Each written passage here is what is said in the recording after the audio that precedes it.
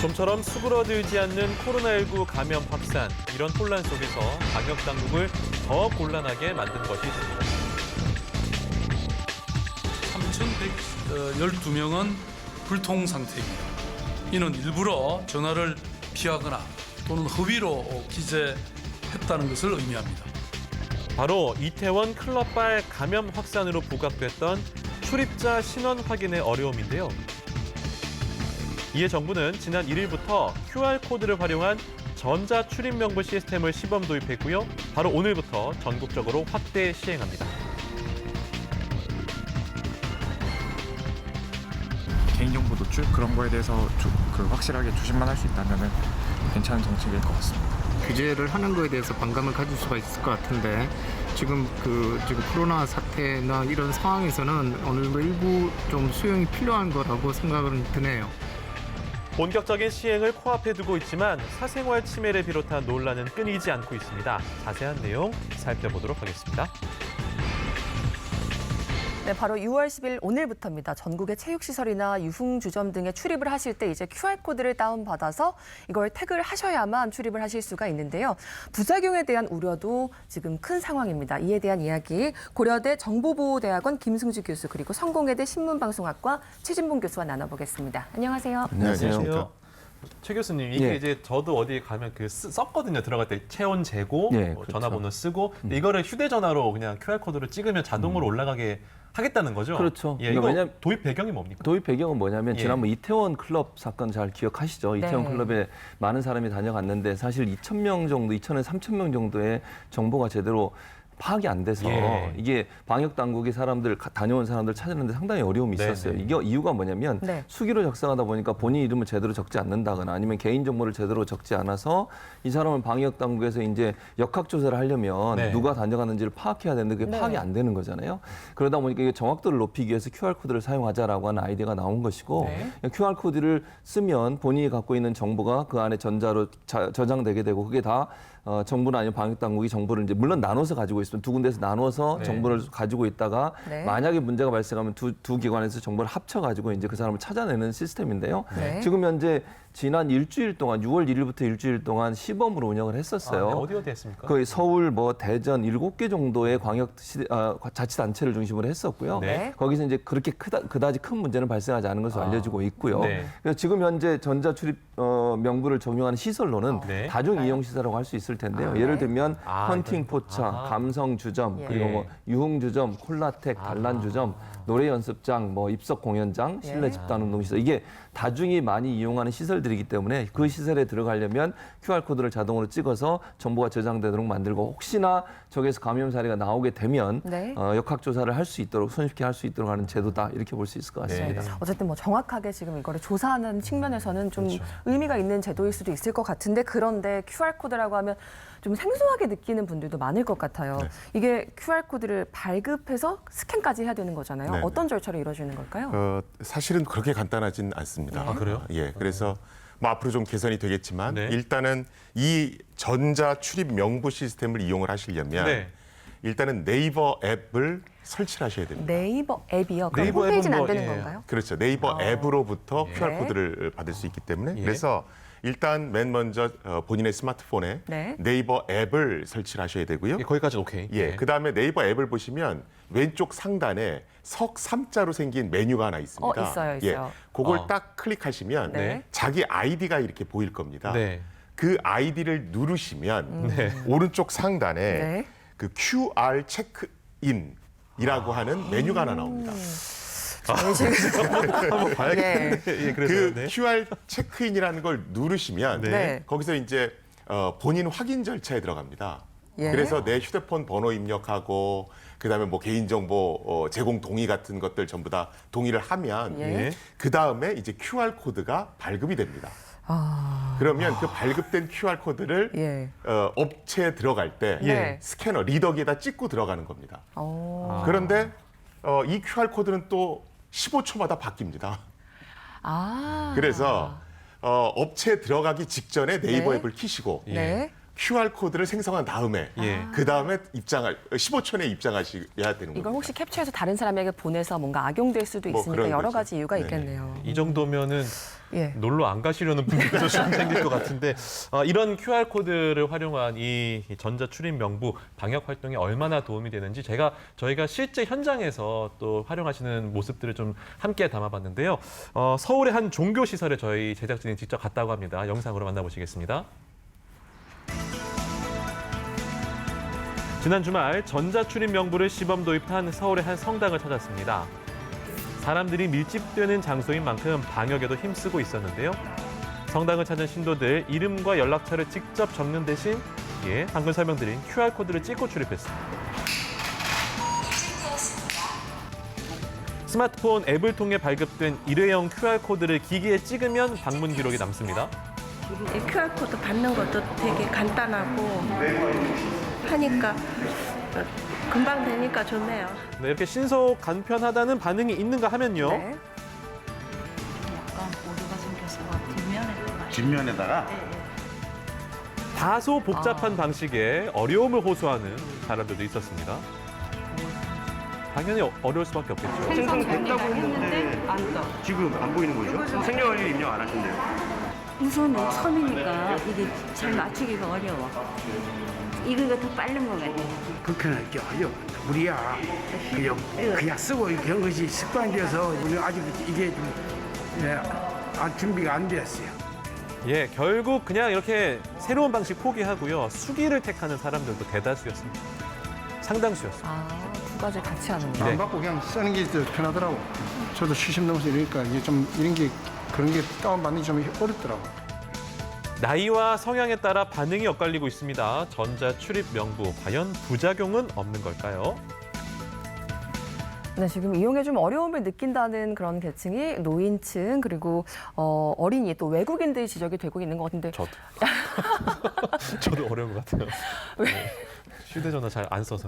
네, 지금 강승 아나운서 같은 이렇게 어려움을 느끼는 사람들에게 보완책이 있을까요? 그러니까 보안책은 일단 아까 보신 것처럼 수기로 작성하는 거예요. 그러니까 직접 이거 QR코드 다운받거나 아니면 네. 운영하는 데 어려움이 있는 경우 또 뭐 이게 또 바로 그 전에 이걸 받아야 되잖아요. 네. 그런 이제 불편함이 있는 분들 이런 분들은 사실은 수기로 작성하면 되고요. 대신 이제 수기로 작성하려면 신분증 확인을 해야 돼요. 예전에는 신분증 확인 없이 본인이 그냥 자발적으로 쓰다 맞아요. 보니까 썼어요. 네. 그런데 이게 정확도가 떨어지면 결국 방역에 전혀 도움이 안 되는 거거든요. 그래서 네. 방역에 어떤 그 조치를 잘 취하게 하기 위해서 신분증 확인하고 본인이 직접 수기로 작성하는 방법이 있기 때문에 두 가지 방법을 혼용해서 쓰도록 그렇게 지금 조치가 취해지고 있는 상황입니다. 네, 김승주 교수님, 근데 지금 뭐 신분증도 확인한다고 하고 했는데 이게 막무가내인 사람들도 있잖아요. 나 QR코드 안 합니다. 뭐 쓸 때도 뭐 안 적습니다. 뭐 이렇게 하면 또 제재를 해야 되잖아요. 저희 코로나19 시국에서. 그렇죠. 이제 예, 제재 QR 코드도 그렇고 예. 뭐 그게 없으면 수기로 명부를 네. 작성한다고 하는데 네. 사실은 그 고위험 시설, 그러니까 사람들이 많이 몰리는 데는 지금 사회적으로 가지 말라고 하고 있는 네. 곳입니다. 네. 그러니까 사용자들이 그런 데 노출되는 걸 싫어하거든요. 네. 그래서 그걸 안 할 경우에 사실은 제재 조치가 있어야 됩니다. 그래서 현재 감염병 예방 및 관리에 관한 법률에는 네. 이런 어떤 뭐 수기로 기록을 한다든가 네. QR코드 된다든가 이런 것들을 안 할 경우에 제재를 할 수 있는 조항들이 있습니다. 있어요. 뭐 벌금을 어떻게 부여하고 업주에게 벌금을 내는 그렇죠. 개인한테 벌금을 부여하고 개인에게. 그렇죠. 그리고 네. 업주한테도 집합금지 명령을 내린다든가 뭐 네. 이런 조치는 있습니다. 그런데 업주 입장에서는 잘 생각해봤는데 벌어들이는 수익이 벌금 내는 것보다 더 많더라. 굳이 이걸 내고 뭐 지킬 말지. 필요가 없거든요. 그래서 아하. 과연 이것이 실효성이 있는가 예. 하는 부분은 좀 더 따져봐야 될 것 같습니다. 네, 그런 실효성 문제뿐만 아니라 사실 가장 큰 문제로 제기되고 있는 게 바로 그 사생활 침해 예. 이런 부분일 것 같아요. 이 전자출입 명부 시행 중단을 촉구하는 참여연대 이야기 저희가 직접 준비했는데요. 함께 만나보시죠. 과 관련된 역학조사를 좀 더 편리하게 하기 위한 조치이기 때문에 공익상 필요하다는 이유로 해서 개인의 정보를 함부로 제공할 수 있도록 강제한다는 것이 가장 큰 문제가 있죠. 꼭 필요하다고 하면은 어느 범위에서 언제 어떻게 정보를 모아서 관리하고 통제한 다음에 폐기할 것인지에 대해서 법률에 충분히 규정을 만들어서 그리고 충분한 논의를 거친 다음에 시행을 할 수도 있음에도 불구하고 그냥 임의로 이렇게 시행하는 것은 프라이버시 보호 차원에서 적절치 않다라고 생각합니다.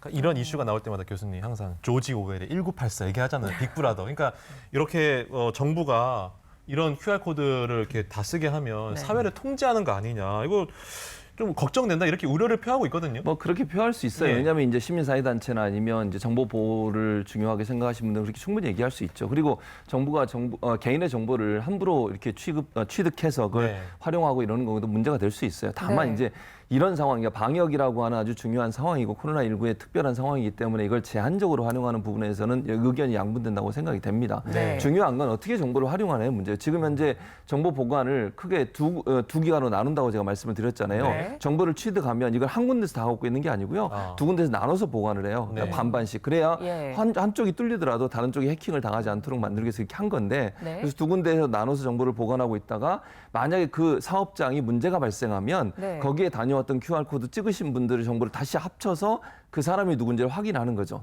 그리고 4주 동안 보관하게 돼 있거든요. 왜냐하면 이제 영구적인 게 아니군요. 계속 갖고 있는 건 아니에요. 4주 예. 동안 보관하고 있다가 다 폐기하게 돼 있습니다. 확실하게 폐기합니까? 아, 그럼 해야죠. 안 하면 그거는 만약 그걸 안 했다고 하면 그걸 예. 담당하는 사람이 처벌받는다고 저는 생각을 하고요. 그래서 네. 개인정보 보호라고 하는 부분이 침해되지 않는 범위 내에서 이게 활용돼야 된다. 네. 그래서 최대한 뭐 김수지 교수처럼 전문가들 의견도 많이 듣고 이래서 예. 정부가 이걸 활용하는 과정에 개인정보 어떤 침해라든지 아니면 예. 개인의 사생활에 침해되는 건 최대한 막아야 된다 이런 생각이 듭니다. 네. 그렇죠. 그런데 정부에서는 이게 기존의 수기로 적는 방식보다 오히려 QR코드를 이용한 방식이 이게 보안 장치가 있어서 더 안전할 수도 있다 이렇게 이야기를 하고 있는 것 같은데 정말 그렇습니까? 안 그래도 요새 뭐 SNS에 네. 정부가 그런 홍보 영상을 많이 예. 올리더라고요. 그래서 저는 대놓고 제가 SNS에 이거는 문제가 좀 있다라고 썼거든요. QR코드가 뚫릴 수 있다. 그러니까 외국의 기준으로 봤을 때 예. 이것은 사실은 프라이버시 침해 요인이 분명히 있고요. 예. 왜 그러냐 하면 지금 우리가 이 QR코드 시스템은 네. 두 단계로 이루어집니다. QR코드를 발급받는 단계하고 그다음에 그 QR코드를 찍고 시설에 입장하는 그 두 단계로 이루어지거든요. 네. 그런데 이제 이 정보가 지금 그림에도 나오지만 일단은 QR코드를 발급받았을 때 어떤 QR코드가 어떤 사용자한테 발급됐는지는 네이버가 저장하고 있습니다. 예. 네이버 앱을 쓰기 때문에. 네. 그다음에 내가 시설에 그 QR코드를 찍고 들어갔을 때 네. 어떤 QR코드가 어떤 시설에 입장했는지는 네. 지금 화면에 보이듯이 사회보장정보원이라는 곳에서 보관을 합니다. 사회보장정보원. 그렇죠. 그래서 만약에 문제가 생기면 질병관리본부에서 이 두 가지 정보를 합치는 겁니다. 네. 예. 그러면 어떤 시설에 어떤 사용자가 들어갔는지를 구체적으로 알 수가 있는 거죠. 네. 지금 정부 입장은 저 두 가지 정보를 보관하는 기관이 분리돼 있기 때문에 이중이다. 그렇죠. 저걸 합치지 않는 한 사용자를 추적하기 어렵다. 그래서 프라이버시가 보호된다라고 얘기하고 있는 겁니다. 네. 그런데 그런데 외국에서 보는 기준은 네. 외국에서도 QR코드를 쓰는 시스템이 있거든요. 그런데 외국에서 보는 기준은 첫 번째 어떤 사람이 어디 출입했는지에 대한 정보를 정부가 보관하면 네. 그건 프라이버시 침해 요인이 있다라고 봅니다. 그래서 외국의 QR코드 방식은 내가 어디를 입장했는지를 본인의 스마트폰에 네. 보관하도록 돼 있습니다. 그래서 그게 일단 우리나라랑 좀 차이가 있고요. 네. 두 번째는 우리 정부는 보관됐던 정보는 4주 후에 폐기를 한다라고 얘기가 돼 있습니다. 네. 그런데 외국에서는 이렇게 폐기한다라고 했을 때 이 폐기가 됐다는 사실을 시민들한테 입증하도록 되어 있습니다. 그런데 이 폐기됐다는 사실을 과연 어떻게 입증할 것인가에 예. 대한 얘기는 없단 말이죠. 예. 그래서 그런 것들에 대한 보강은 필요해 보입니다. 그리고 아까 저희가 뭐 네이버 얘기했잖아요. 근데 이제 인터넷 다른 경쟁 업체들은 불만이 있을 수밖에 없다는 생각이 드는 게 이게 어쨌든 빅데이터 아닙니까? 예. 연령층에 어떤 사람들이 어디에 가고 동선까지 다 나오는 그러니까 그 사람의 동선을 다 아는 건데 그러면 한 업체에다가 이런 정보를 주는 건 다른 업체들이 생각했을 때는 너무 과한 독점이고 좀 이게 좀 불균형이라는 생각이 들거든요. 그럴 수 있습니다. 그러니까 지금 사실은 어떤 사람이 어느 시설에 갔는지에 대한 정보는 사실은 사회보장정보원이 아는 거죠. 네. 네이버는 네. 어떤 사람이 QR코드를 발급받았는지만 아는 겁니다. 아, 어디 갔는지 몰라요, 그렇죠. 네이버는. 그런데 사실은 어떤 사람이 QR코드를 발급받았다만 갖고 있어도 예. 저 사람들은 고위험 시설에 갔구나. 이런 종류의 시설들. 이건 알 수 있거든요. 그 고위험 시설이라는 건 뭐 클럽, 네. 뭐 이런 데란 예, 말이죠. 그 정도 근데 데이터는 수집할 수 있겠네요. 그것 예. 자체도 꽤 큰 빅데이터가 될 수가 있거든요. 예. 그래서 예. QR코드를 발급하는 곳을 하나의 기관으로 정해놓은 것은 다소 문제가 있어 보입니다. 네.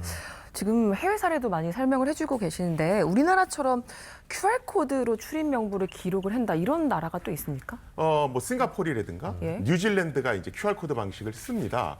근데 우리하고는 좀 다릅니다. 어떻게 아까 제가 어디에 방문했는지를 네. 정부가 보관할 수도 있고 아니면 개인이 보관할 수도 있다라고 말씀을 드렸지 않습니까? 싱가포르나 뉴질랜드는 어디 방문했는지에 대한 기록이 네. 본인의 스마트폰에 저장이 됩니다. 아. 그래서 예를 들어 모든 시설에는 QR코드가 다 붙어 있습니다. 예. 그래서 내가 방문할 때 그 시설의 QR코드를 찍으면 네. 내 스마트폰에 어떤 다이어리 같은데 네. 몇 시에 어딜 방문했는지 기록이 남는 겁니다. 그러면 나중에 어떤 시설에 확진자가 다녀갔다 했을 때 그걸 대조해서 네. 확인해 볼 수가 있는 거죠. 그러면 그거는 개인이 승인하지 않으면 정보가 공개되지 않는 건가요? 그렇죠. 자신의 네. 휴대폰에 있기 때문에 사실은 개인의 동의를 구해야지만 할 수 있는 것이고요. 네. 그래서 바로 그런 면에 있어서 이것이 어떤 개인의 자율도를 좀 더 보장해 줬다.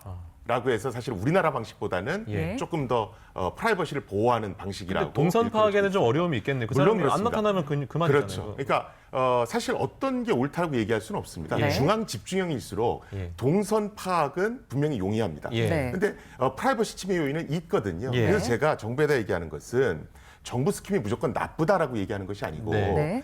이런 방식을 해서 보다 확진자를 빨리 파악할 수 있고 효율을 기할 수 있습니다라고 얘기를 해야지 예. 이런 걸 만들어 놓고 우리가 프라이버시를 더 지킬 수 있습니다. 네. 이런 식으로 홍보하는 건 문제가 있다는 겁니다. 그러니까 이제 프라이버시에 조금 침해가 있으면 인정을 하되 그렇죠. 좀 더 안전하게 우리 사회를 보장할 수 있다 이런 걸 좀 알려야 된다. 그렇죠. 예. 우리가 이번에 팬데믹을 거치면서 예. 네.